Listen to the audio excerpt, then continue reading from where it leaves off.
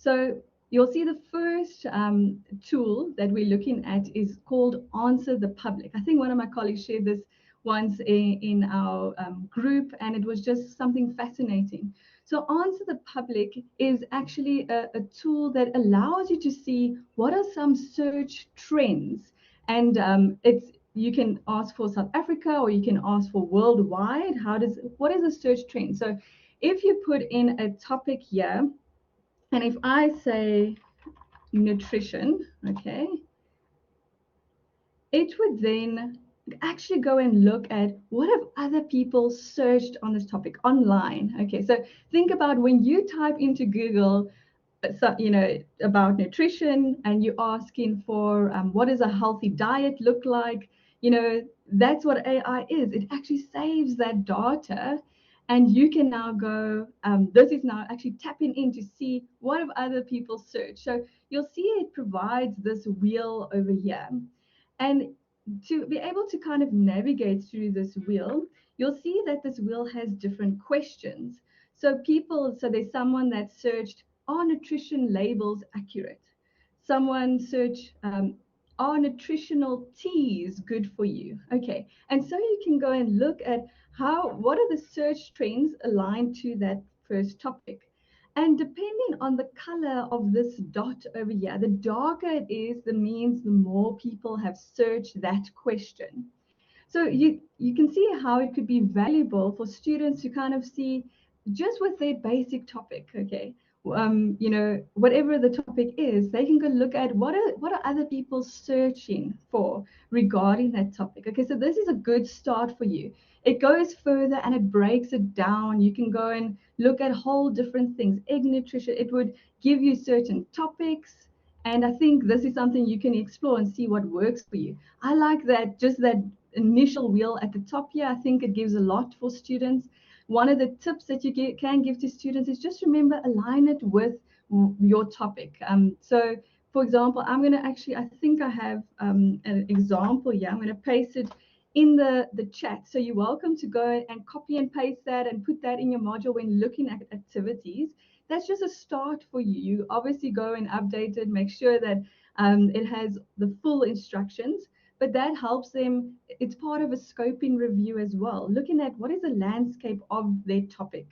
So another tool that can do that, and it has the similar base of Answer the Public, is Google Trends. I'm sure, or I'm not sure if you have or have not yet played around with Google Trends, but it's a similar idea. It actually looks at what have people been searching in Google itself. Okay, so you'll see here, if you just type in Google Trends and you click on Explore, you can now go and add a term to kind of look at, okay, again, what are people searching?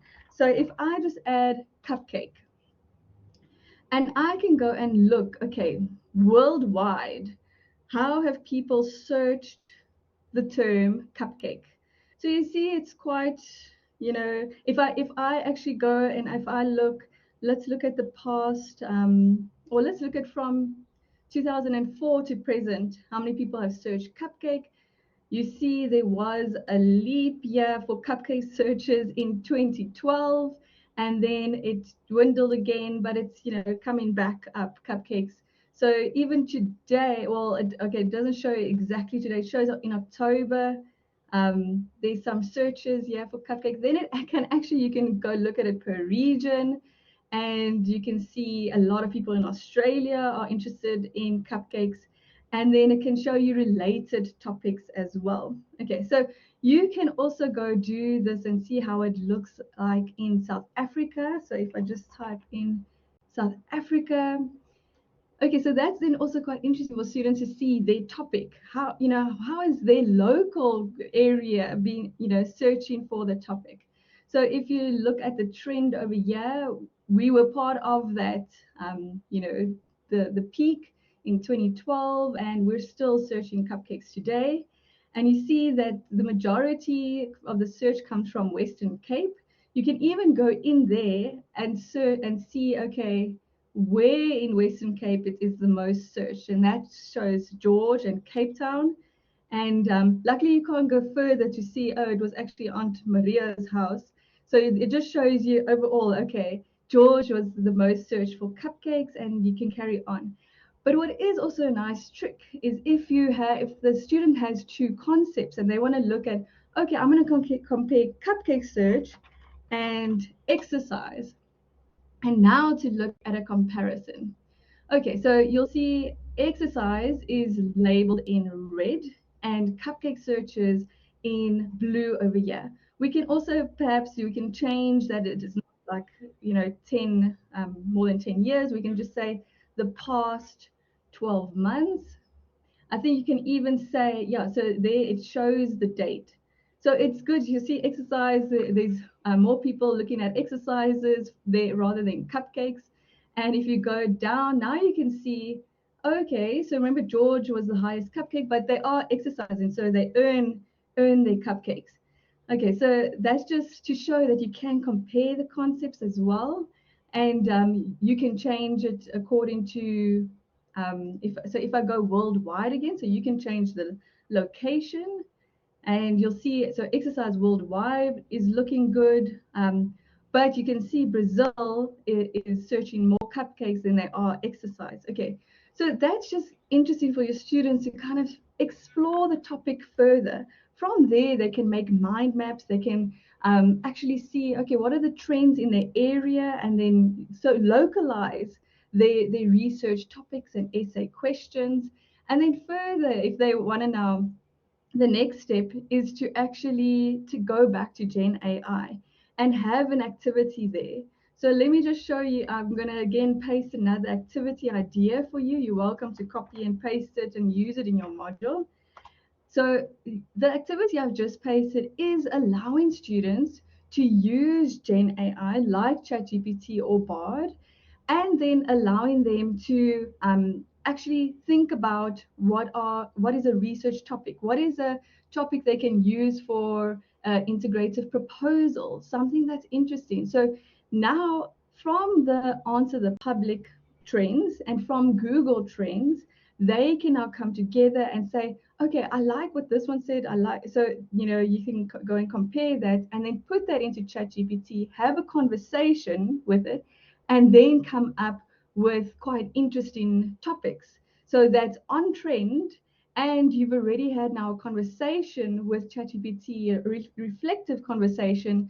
You can, in the prompt that I suggested to you, it also says, make the prompt thought provoking, something that you can share with others and it would be interesting and on topic. So that's just the basic of it. If you have any questions, we can go into it further, and I can show you more examples. I think, are we still all right for time? I've now lost track of the time. Yeah, We're good. we're good. No, that's good. Then the one thing I wanted to say with Answer the Public is that with the free version, you sign in and you have 3 searches a day. So if you maybe just mention that to the students, it is in the example that I've shared with you. And so that students know, okay, every day they can use it 3 times and explore different topics connected to each other. And obviously Google Trends is open. You can go and map that out and use it, go further and explore it as much as you want. Looking at it as closely as you can to home. I always think it's great if you can localize the context for the students. They can really see, okay, how does this concept being searched for in my local area? And actually bringing that back to the assessments, because I think that's what's going to also help us with everything's going to become AI powered, but then bringing in localization in our assessments is going to support academic integrity as well. Good. That's a lot in a brief moment, but I hope you can use some of the prompts, and yeah, let me know if you're going to be baking cupcakes soon. Thank you so much, Linley, for the demonstration, for joining us, and to the audience as well for joining the session. This is very innovative. The floor is now open for questions before we move on to the next presentations in Hall 1 and 2. You can use the Thank chat you. function. and also the mic function.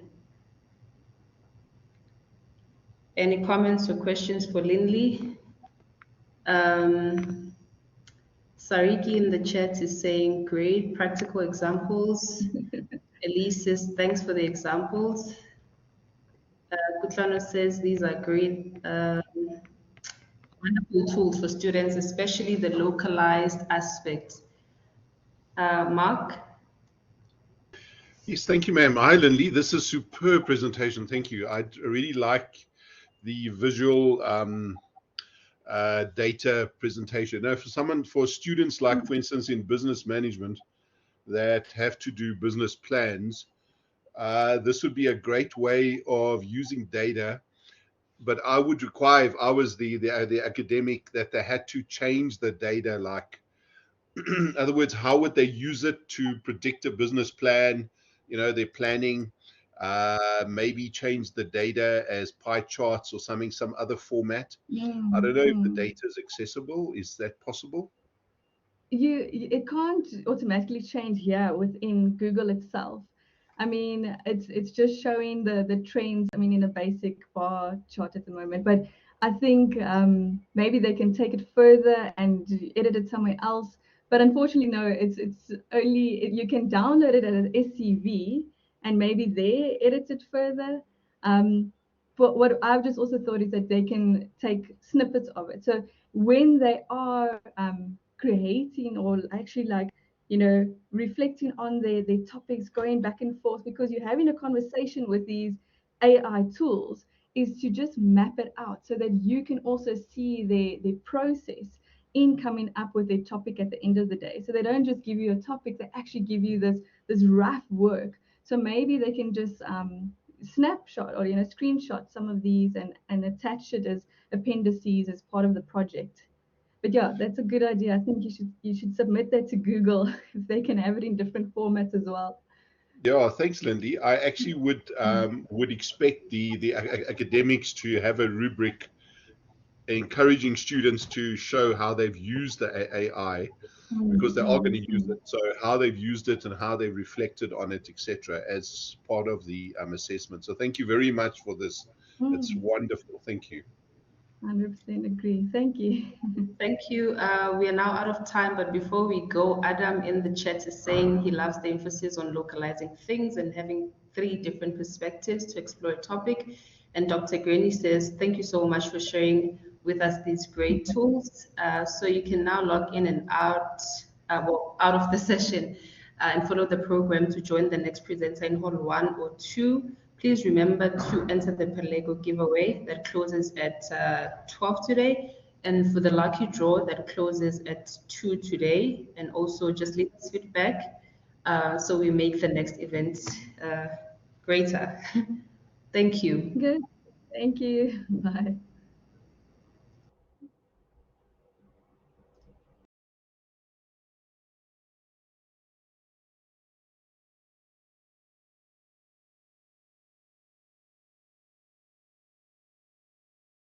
Thanks, Kutlwano.